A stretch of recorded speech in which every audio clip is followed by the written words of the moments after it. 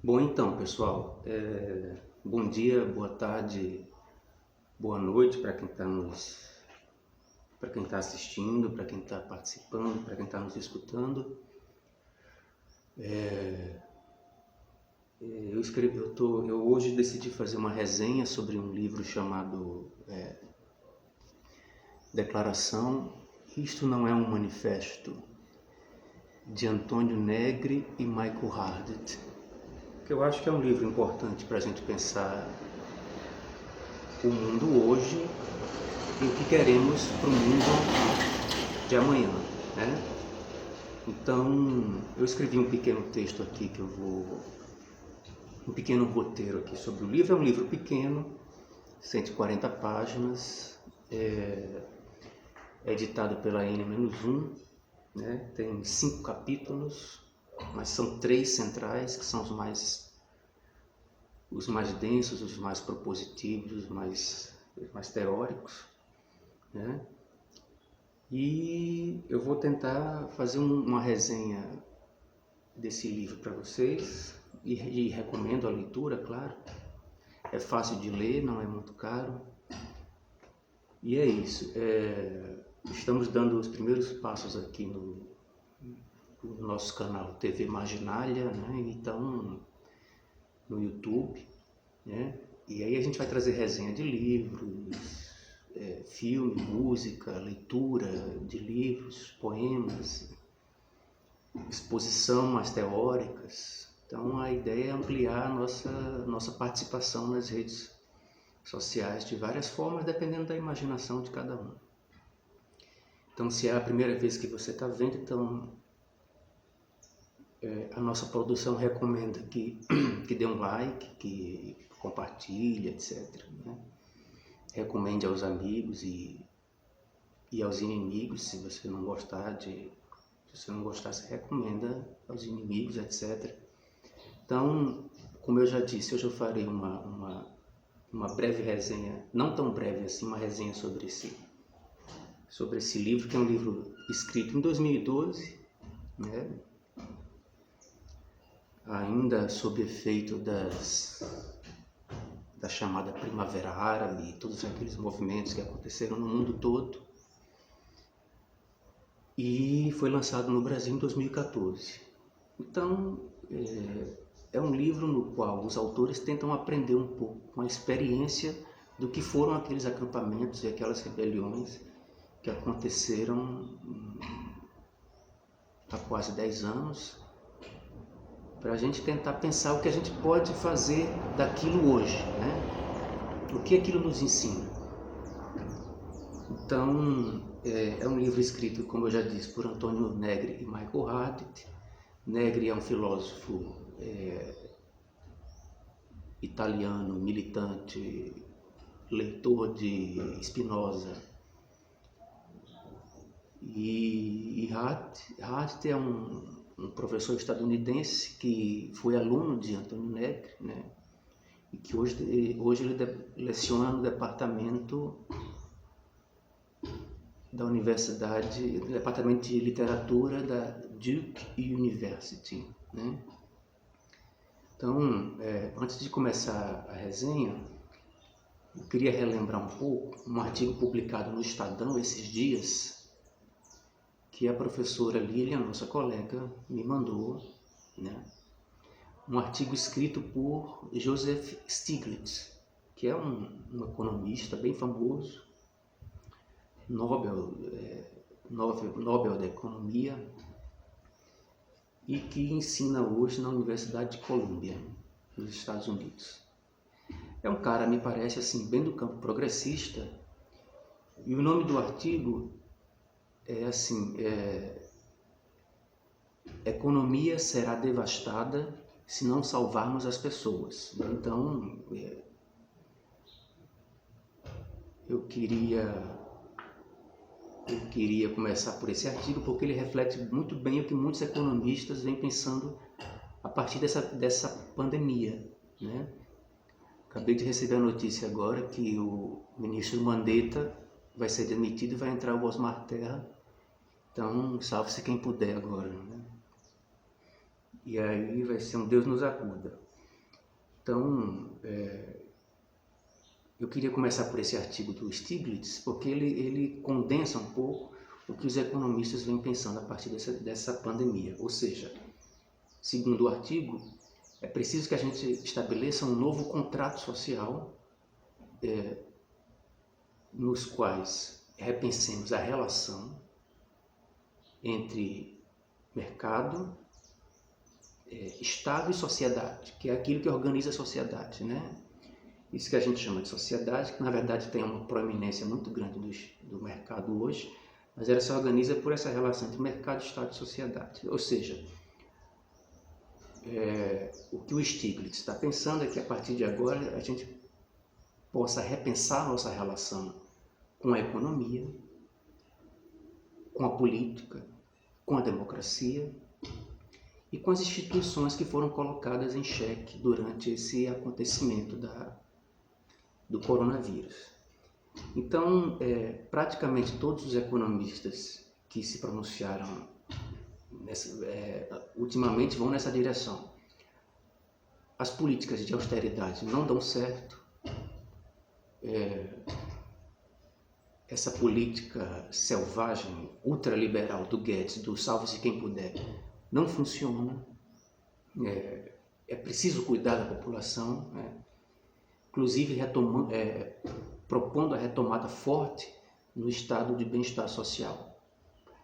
E aí temas como a renda básica universal, um sistema de saúde amplo e universal, começam a tomar a pauta das discussões entre políticos e economistas mais heterodoxos, e até entre alguns mais ortodoxos.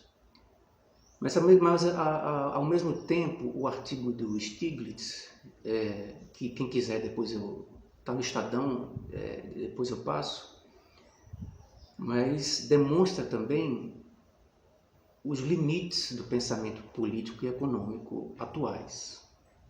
Ou seja, embora seja um ótimo artigo de avaliação de conjuntura, revela também a nossa falta de imaginação, de nossas elites políticas, intelectuais, econômicas, para pensar um outro mundo possível. Não uma utopia, mas uma nova forma de organização social.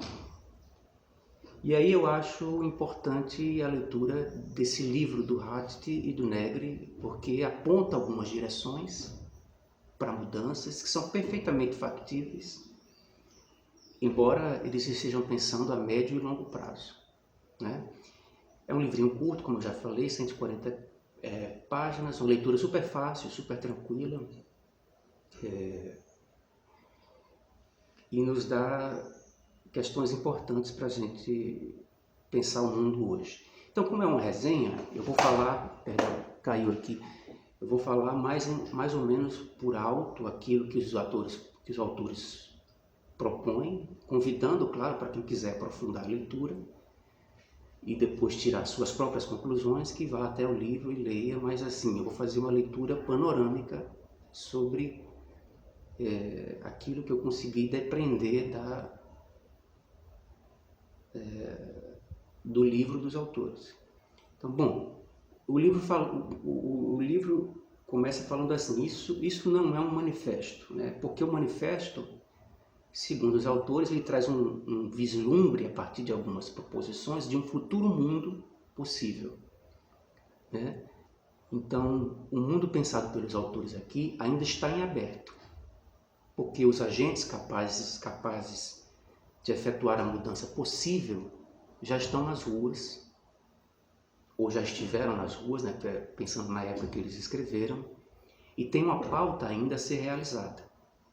Na verdade, é uma pauta aberta, mas que tem os seus princípios, né, embora não sejam muito claros, por não se tratar de um manual tático, estratégico, mas de um manual apontando possibilidades, né?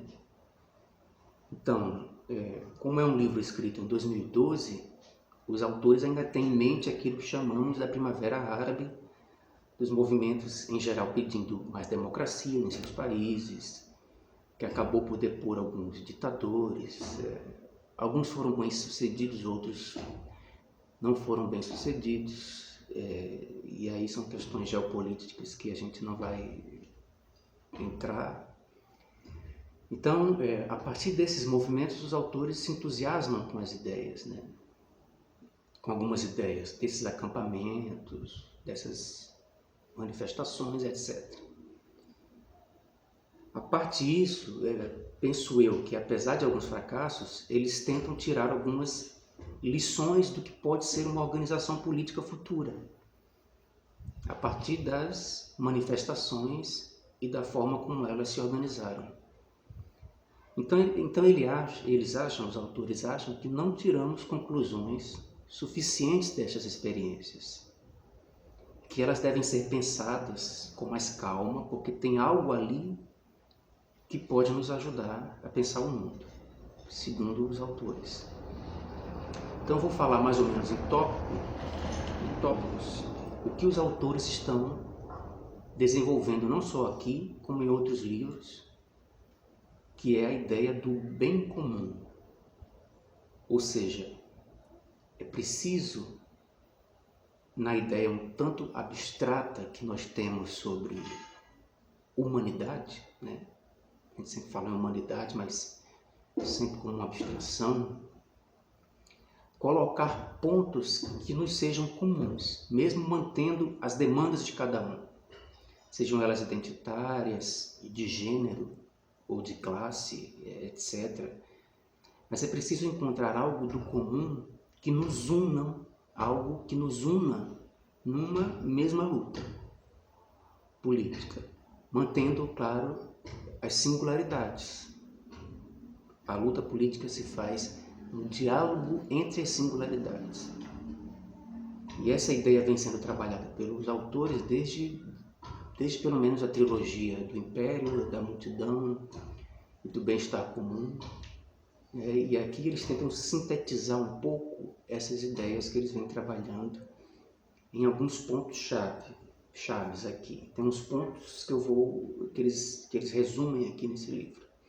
Então a questão é a seguinte: a política, como vem sendo tratada, como vem sendo feita até então, a política de representação tende a gerar sujeitos passivos e, por consequência, eternamente insatisfeitos com a política.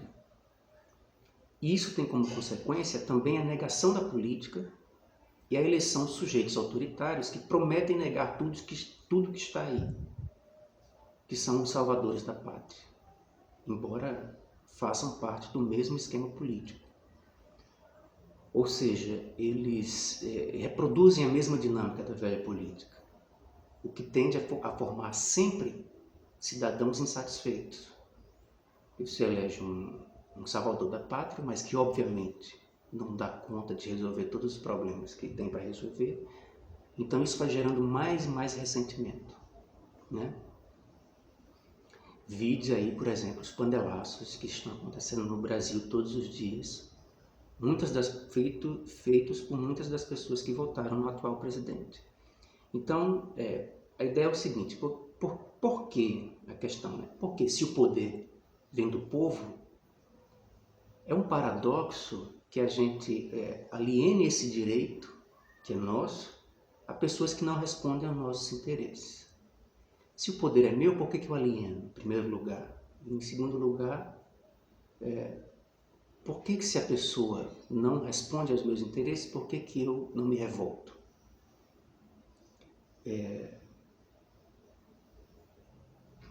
Porque a política partidária tem a sua dinâmica própria, como já tinha colocado Weber em seus livros. Então, o que fazer, né?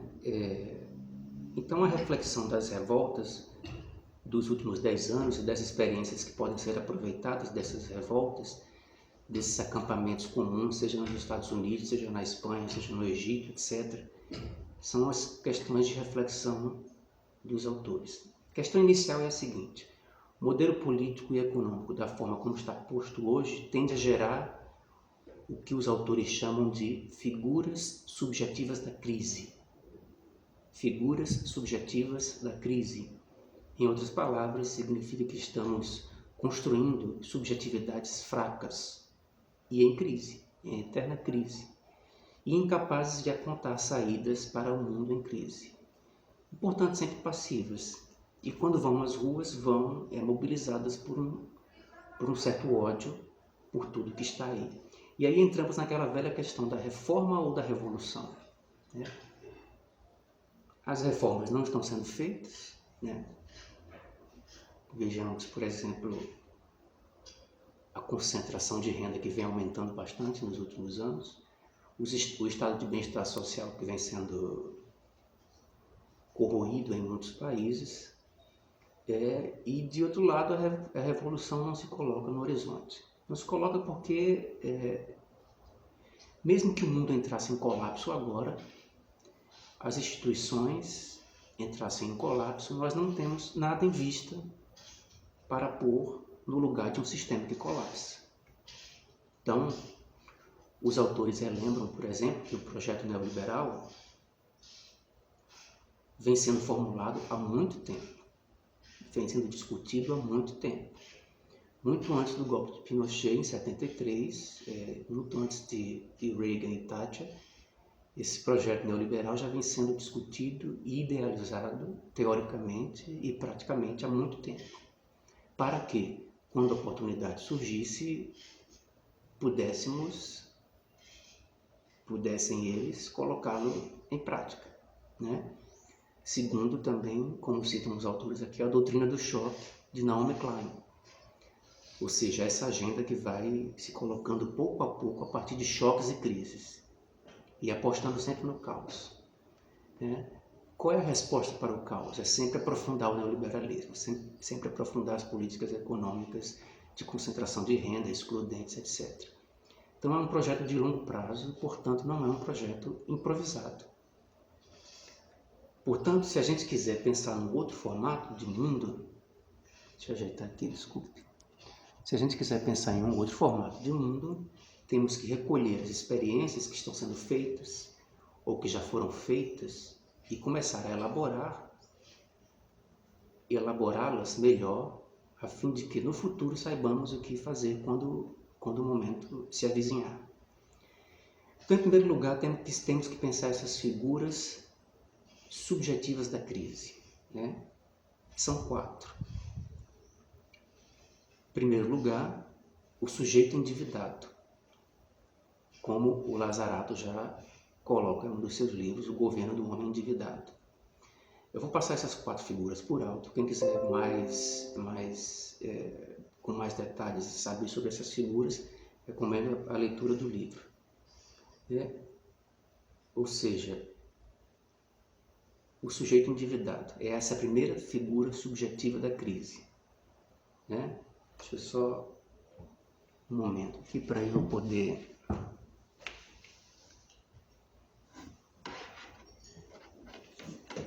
ligar aqui vai acabar a bateria.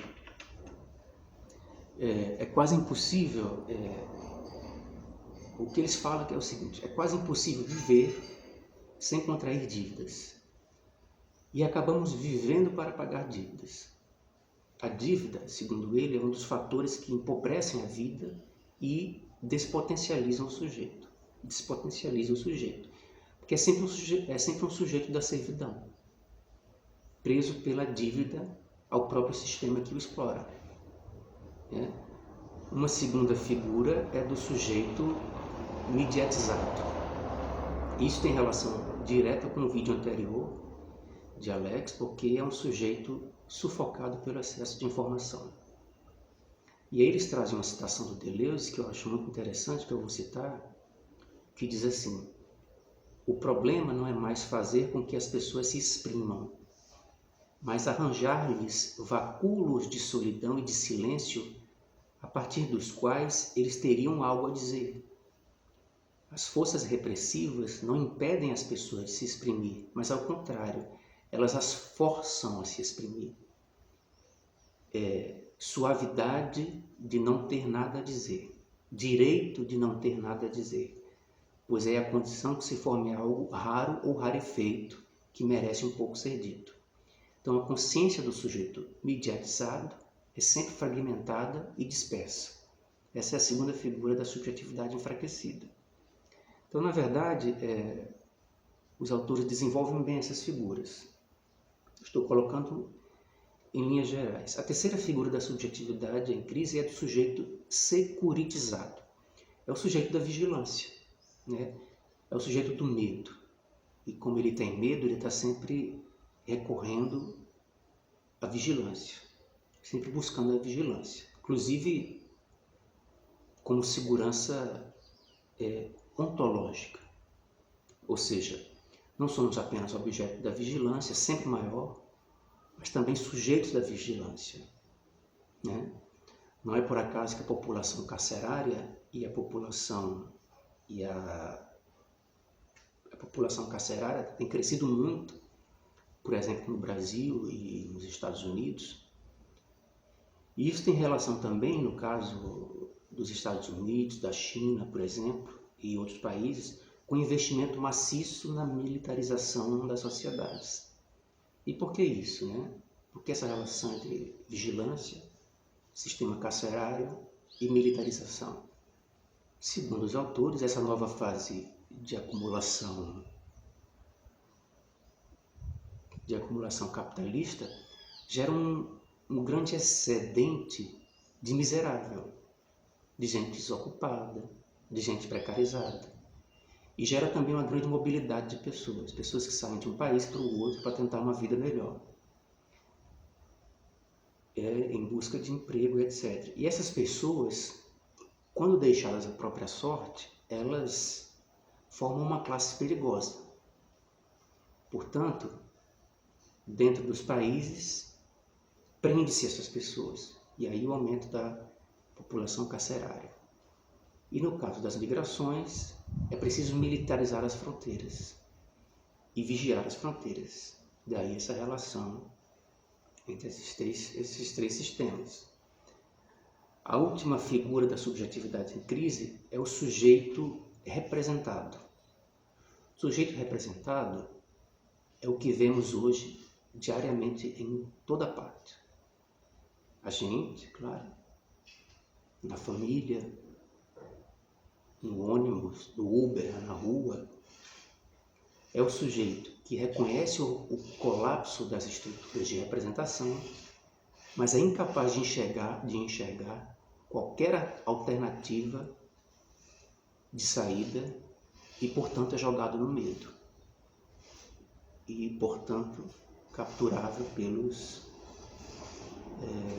sujeitos do ódio e os salvadores da pátria. E aí essas pessoas buscam nas figuras autoritárias uma forma de se proteger contra um medo abstrato. Seja o comunismo, seja o PT, seja o estrangeiro, enfim, ele vai encontrar a sua figura do medo. E aqui chegamos no capítulo 3, chamado Rebelião contra a Crise. O que fazer? Né? Eu vou encerrar esse vídeo agora e vou terminar essa segunda parte para não ficar muito longo, tá bom? Grande abraço.